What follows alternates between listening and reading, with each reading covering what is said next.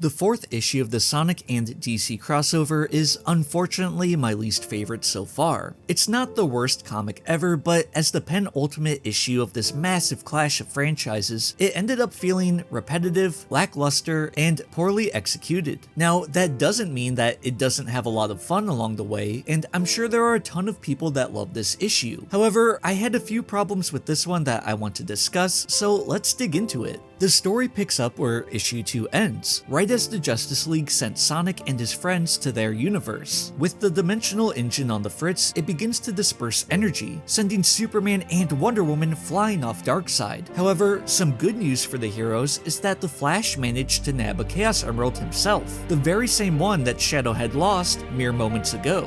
Cyborg uses the emerald to blast a tunnel through the overwhelming chaos energy that has engulfed the Ragnarok. With the path now clear, Jon encases his team in shields as they escape Darkseid's mobile fortress. Arriving back on solid ground, the Justice League takes a moment to regroup and gather their thoughts. Jon notes that his constructs were about to give out due to that weird energy in there, and Batman informs him that Darkseid's dimensional engine is destabilizing the entire planet. Now, something to note is that Jon still has his ring here. However, in issue 3, Silver very much alluded that Jon parted with his ring, hoping that Silver would be able to use it to help the League in some way after they got to safety. Yet, here Jon is, still with his ring. Now, it's not impossible to imagine that Jon could have given him another ring, but the biggest problem is that we don't see any of this in a panel and really get no explanation, which I called out in my video covering issue 3. Out of nowhere, Silver announces that Green Lantern gave him his ring as they entered the portal, which, okay, I found this part a bit silly because it seemed like Jon threw them into the portal using his ring from what I recall, and it just kind of seems like out of nowhere, like, oh yeah, he also gave me his ring. I do like the idea of show don't tell in some scenarios, but this feels more like a MacGuffin as the second ring appeared out of nowhere with no true explanation. And while it's possible that this could be explained in the final issue, it almost would feel like a waste of space to have it be explained when we still have the final battle with Darkseid and so much still needs to be wrapped up. Regardless of my problems with that, Superman asks Cyborg for some insight as they have a bit of time to act while the Ragnarok takes the brunt of the destabilization. Cyborg confirms that he can't get the Justice League back to their homeworld right now as the fabric of space-time is too unstable. However, he notes that the only thing that is stable is the relation of the Chaos Emeralds to each other. So the team decides to head out across Sonic's world in order to find the rest of the Chaos Emeralds so that Cyborg can test his hypothesis.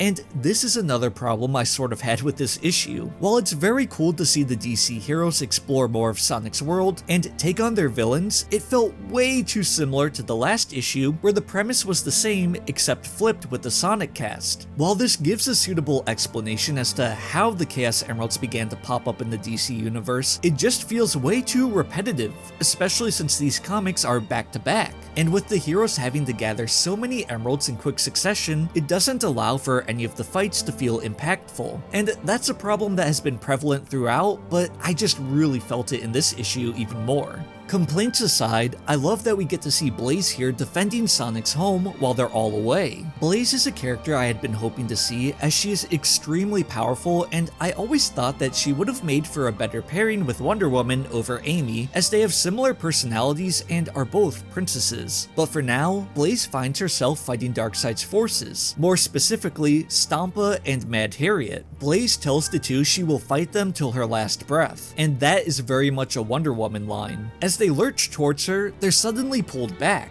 Wonder Woman had lassoed them and tells them that they're nothing compared to the real female Furies. Stampa springs into the air for one final attack, but is pulled down into the pavement below. A Parademon tries his best to take out Diana, but she deflects his every blast, much to Blaze's amazement. She then hurls the knocked out foes into the Parademon, taking them all out. Wonder Woman and Blaze introduce themselves to each other as they both explain that they are merely visitors to this world. Blaze shows Wonder Woman the Chaos Emerald that she had obtained while here, and Wonder Woman asks Blaze if she will part with it as she explains that her friends are looking for a way to drive evil from this world and to bring Sonic and his friends back. Blaze agrees as she can see the true nature of Wonder Woman. However, she tells Diana that before she parts with it, they must ensure that these threats are dealt with. Next, we get the fight that most people were probably looking forward to, Batman taking on Sonic's evil counterpart, Metal Sonic. This was another gripe I had with the issue, though it's not as big. Metal Sonic doesn't do anything in this fight. He gets folded by Batman like he's an empty pop can. It's rather embarrassing, and it's not the first time that Metal Sonic has been taken down in an instant like that. I made a video on this before, but it seems like Metal Sonic has been a pushover in his latest appearances and doesn't display a menacing nature or come across as a huge threat. It really is a shame because he's supposed to be. And look, I do understand that a lot of villains have been taken out quickly without too much of a fight in these comics, but some of the bigger villains like Gorilla Grodd, Reverse Flash, Sinestro, and the Joker all have their time to shine in media outside of this comic.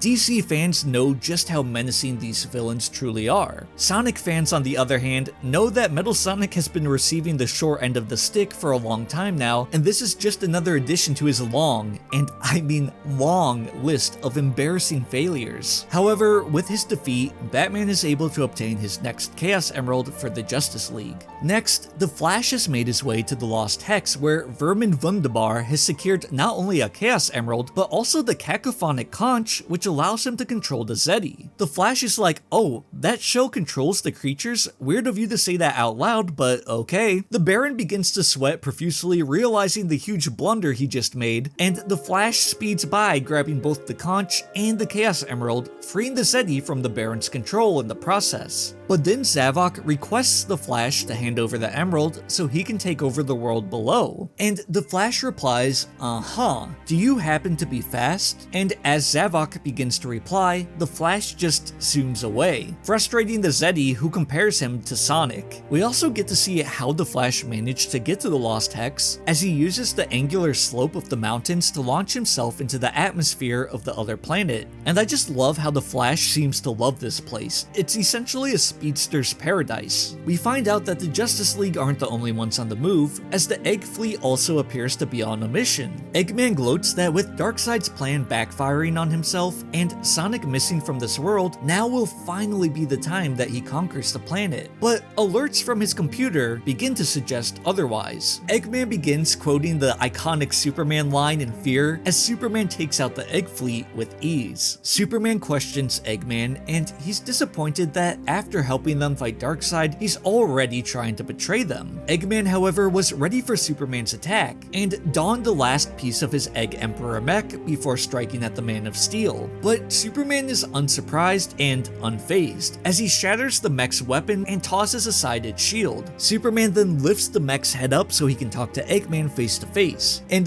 this really frustrates Eggman, as he didn't get to have fun with any pre-battle banter. Superman takes a more serious tone though, telling Eggman that the world is in danger. Surely he should be looking for a way to preserve it. Eggman gets a bit flustered with Superman moralizing, but he does deep down understand that he's right, and he tells Superman where the Chaos Emerald is aboard his ship. Superman thanks him and flies on down, partially destroying Eggman's ship, much to Eggman's dismay. In Luminous Forest, Granny Goodness, one of Darkseid's most vile servants, is after some wisps who are trying their best to keep a Chaos Emerald out of her wicked reach. She begins to drain the energy out of them as they cower in fear. Luckily, Green Lantern arrives at the scene to help out. Now, I touched on this before, but I think this would have been really cool to see John trying his best to help the Wisps without the use of his ring, mainly relying on his military training to get by, showing the readers that it's not the powers that make the hero, but rather the actions of the person. But regardless, this is still a cool fight, and things begin to tip in Green Lantern's favor as the Wisps enter his ring to give it energy. With their aid, he unleashes a Rainbow Blast, defeating Granny Goodness, and this honestly just made me think of Kyle Rayner. I also really like how John can understand the Wisps thanks to the ring being able to translate alien languages. With the Chaos Emerald secured, John begins to head back, but not before amping up his ring with Chaos Energy to give him a boost. The League regroups at the lab, and Cyborg explains that while he can't send the League through the boom tubes at the moment, he can send the emeralds through in hopes that it makes contact with Sonic and his friends. Diana wants to know if they'll be able to control when or where the emeralds arrive, but Cyborg tells her that they can't, and Superman reiterates a point that he made before, that they just need to have faith in their friends. That is why they sent them through in the first place. As the League prepares to send the emeralds off, they discuss with each other, talking about placing places to patrol next to thwart Darkseid's minions. And right as the emeralds are sapped away, Sonic and his friends arrive through the other end. With everyone now united, it's time for them to stop Darkseid once and for all. I obviously had some problems with this issue, but it doesn't stop it from being a fun comic. I really enjoyed seeing all the character interactions, and yes, even Batman fighting Metal is still really cool, despite the issue I take with it. The thing is, these comics are trying to have fun, and I think they really do succeed in that department. However, the big issue with this comic is it falls victim to repetition. It just feels like we're seeing the same thing we saw in issue 3, where it's a quest to fight enemies and gather the Chaos Emeralds. Switching up the formula here might have been for the best if you ask me. Perhaps they could have gathered the emeralds quickly, but they have to defend Cyborg while he readied the machine to send them through, and all of Darkseid's forces began to converge on them. I mean, there are so many different things they could have done for this instead of regurgitating the same plot device from last month, but overall, it's still a fun issue, and boy am I glad we got to see Blaze the Cat meet Wonder Woman. That was awesome. Anyways guys, let me know what you thought about this comic in the comments below. Did this issue get you excited for the finale, or do you share my sentiment? As always, I really do wish you all the best. Take care, peace.